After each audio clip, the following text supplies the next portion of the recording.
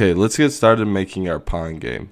First thing I'm going to do is change the project name to Pong, as that's what it's going to be. Next thing I'm going to do is every project comes with this default scratch cat, and what you can do is just delete that by pressing X. Now, we want a ball to bounce around. So what we are first going to do is we are going to choose a sprite and we are going to paint a new sprite. Now what I am going to do is just design a ball. So I am going to grab the circle tool and I am going to just make a ball.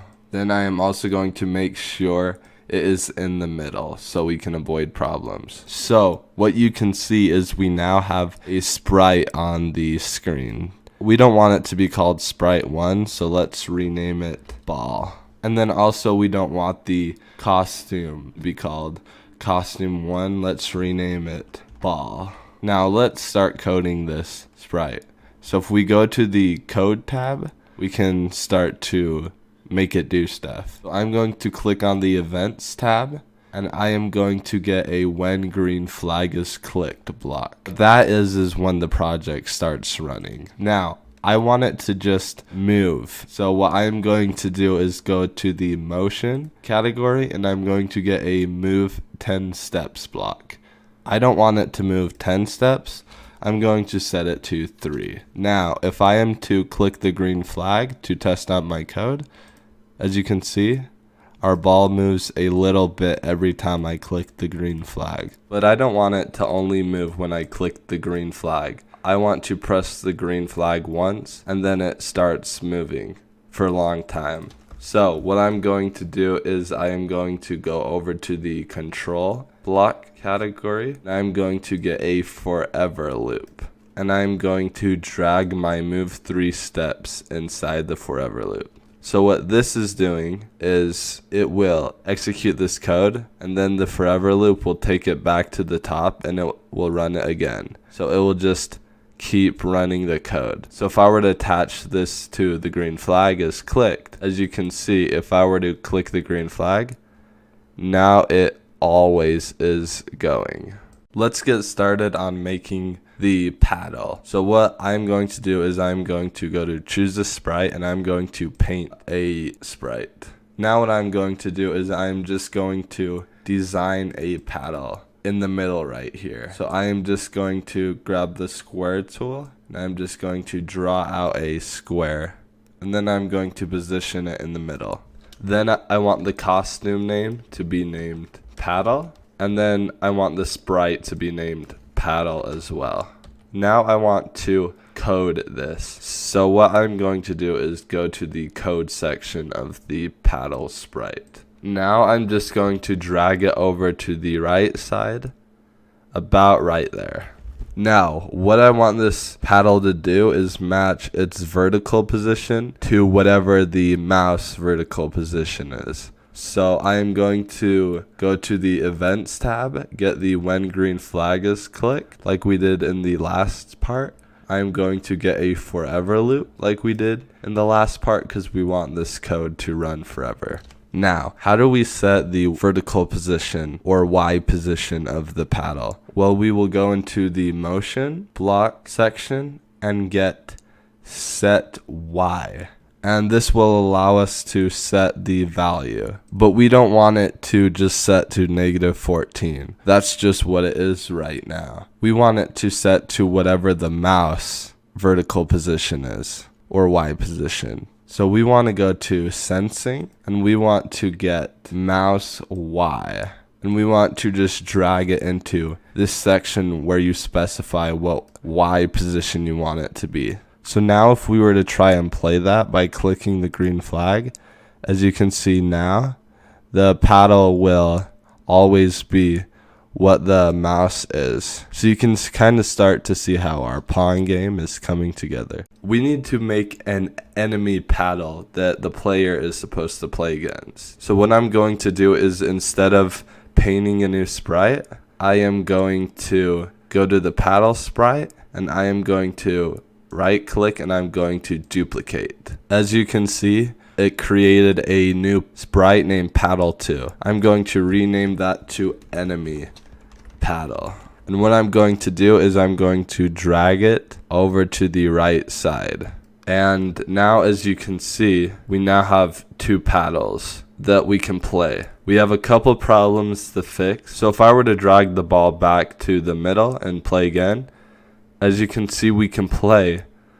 But at the end of the project, if we were to start it again, the ball stays there. So we want the ball to teleport to the middle when the game first starts. So how we're going to do that is go to the ball sprite. What we are going to do is have the ball go to 0, 0. Now, where do we want to put this? We don't want to put it inside the forever loop, because if we do that, then now the ball doesn't move because the code is being executed every single frame. So what we want to do is instead, before the forever loop, go to 0, 0. So now if we play our game, as you can see, it teleports to the middle, which is exactly what we want. Okay, we have this issue. The ball will just phase through the enemy paddle, and that's not what we want. We want it to bounce off of it. So what we are going to do is we are going to go to the ball. We are going to get an if statement by going to control. We are going to do if, and as you can see, we need to put a condition in there. So we are going to go to sensing, and we are going to do touching. And then we are going to get this drop down menu that shows all of the possible things that could be touching. And we are going to do enemy paddle. Now, what do we want it to do when it touches the enemy paddle? Well, what we want it to do is go and then bounce off. So really what we want it to do is change its direction from going right to going left. So how we can do that is we can go to motion and we can turn 180 degrees. What that will do is if it hits the paddle, it will start to go the other way. So if we were to set the direction of the ball back to 90 and hit the green flag, as you can see, it gets stuck.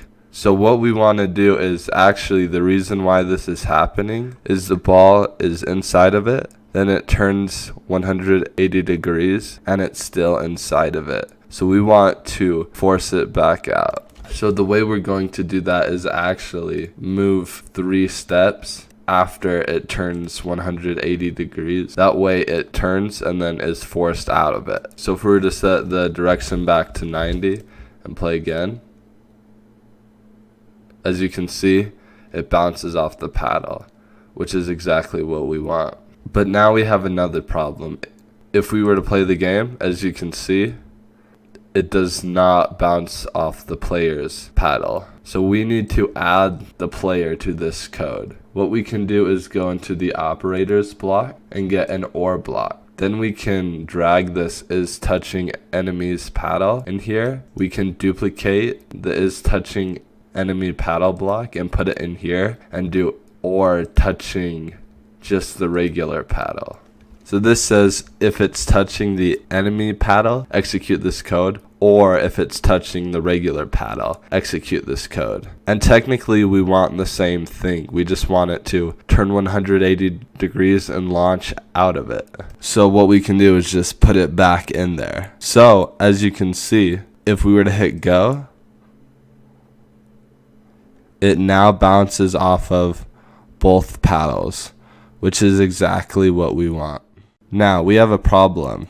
As you can see here, the enemy paddle just matches the player's paddle. And that's because when we duplicated this paddle sprite, the enemy paddle took the code of setting the Y to mouse Y with it. So what we want to do is instead of setting the enemy's paddle to mouse Y, we want to set it to the ball's Y. So what we can do is we can go into sensing and we can find this block, the backdrop of stage, which it doesn't seem like it would be this block, but what you can do is find the properties of sprites with this block. So we can pick a sprite, so let's get the ball, and let's get the Y position of this ball. And let's take out the mouse Y and put in the Y position of ball. And we can just drag this back into here to get rid of it. So now if we were to set this to a crazy amount like -45, as you can see, the paddle is matching the ball's position. Now, as you can see, we have another problem. The ball does not bounce off of the edges. So what we can do is go to the ball and we can go into motion and we can find the block that is if on edge bounce, and this will do exactly what we want it to. So we can throw this in right after the move 3 steps block, not inside of this condition, because we don't want it to do it inside of this condition. So now if we were to play our game, as you can see, it now bounces off the edges, and we now have a basic playable game. But there's still a lot of problems we need to fix. Now, I don't know about you guys, but I feel like the ball's a little bit slow. So I'm going to go to the ball and set, instead of move 3 steps, 8 steps. And I'm going to also set it down here to move 8 steps. So now the ball is a lot quicker and it's a lot more exciting to play. But now we have another problem.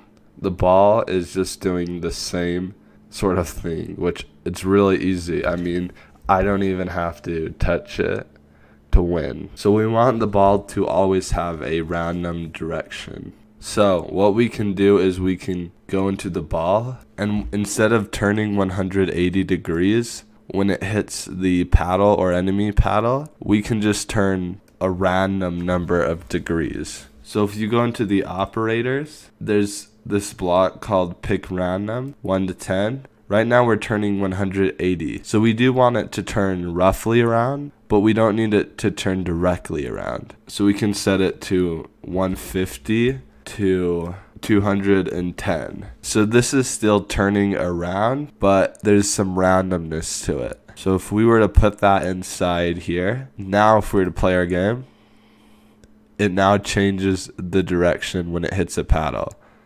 So it keeps it spicy. You can't just do the same thing. Something else we can add also is we can go to the motion blocks and we can get the point in direction, and we can set this to a random value by going back to the operators, anywhere from -180 to 180, and we can put that with the go to 0 block. So now our ball always starts in a random direction. So now our game is starting to become a lot more exciting and random. Okay, we have a problem. Our AI is a little bit too hard to beat, as it always sets its Y position to the same as the ball. So we need to change that so that it's a little bit more human and a little bit easier to compete with. So let's actually go into control and wait 1 second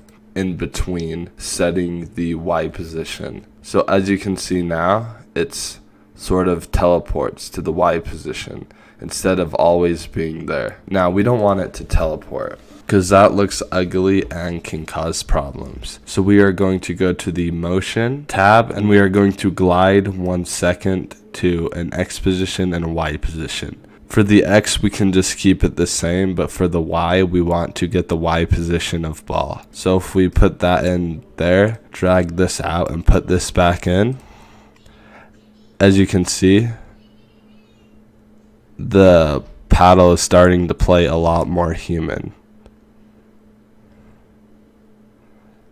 Sometimes it will miss, sometimes it will get it. Now what we want to do is make it a lot better, because right now it's almost too bad. We want a little bit of challenge. So I'm going to set it to only glide for 0.3 seconds, and I'm going to wait 0.3 seconds as well. So now you can see it's starting to play a lot better and a lot more like a human would. So this creates a more fun thing, and it can lose too. But yeah, we just fixed the AI paddle.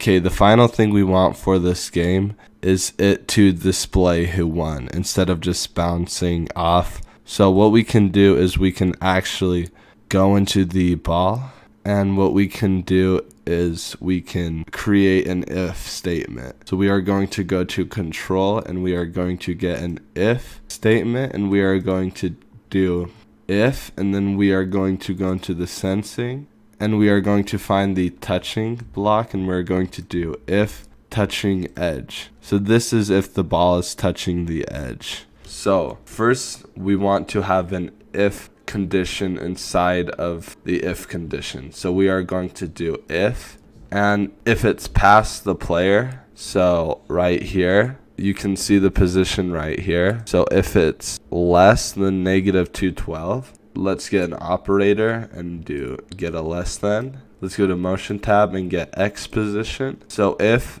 the ball's X position is less than negative 212, that means that the AI has won. What we can do is go to events, and we can broadcast, and we can do a new message, and we are going to call this message AI won.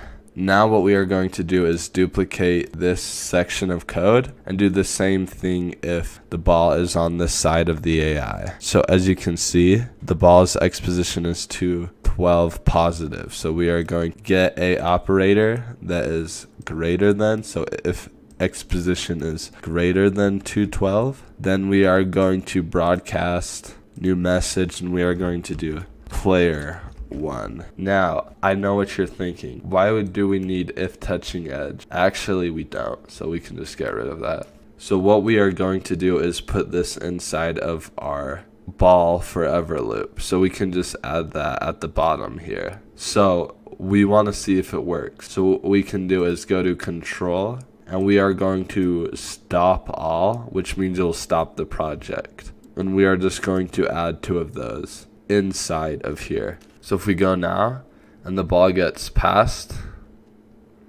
here, I'll let it get passed. It stops the project once someone has won. So we can take these out, because we're going to do something with the AI one and player one.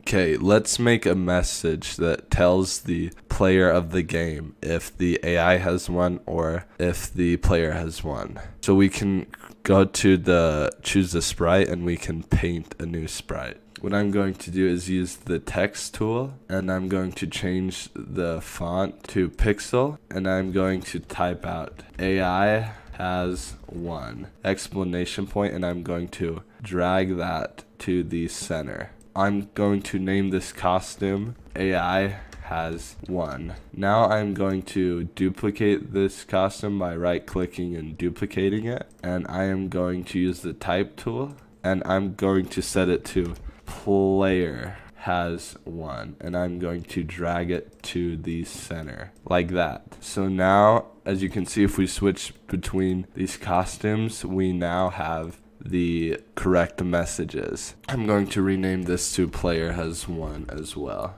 Now I'm going to name the sprite who won question mark. Now what I am going to do is I am going to set the position to 0, 0, so it's centered on the screen. Now let's go into the code section of the sprite and set its code. So first thing we want is we don't want it to always appear.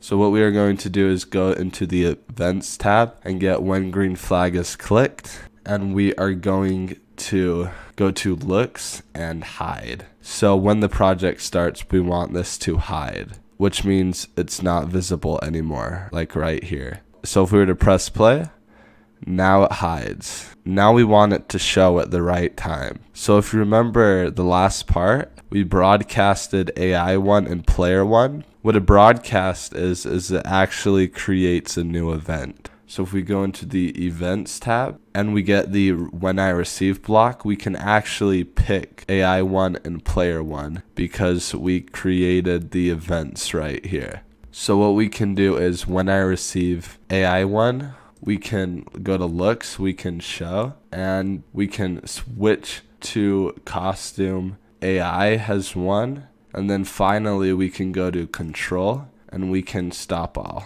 So now if we play, As you can see, if the AI wins, then it broadcasts AI has won and it stops the project. So if we were to duplicate this and we were to do player won and we switch to costume, player has won, and we were to click play, as you can see, our game is now working. Our game is completely functional and it can play all the way through. Congratulations on getting this far into the course. Congratulations on a new game, and let's get into the next section.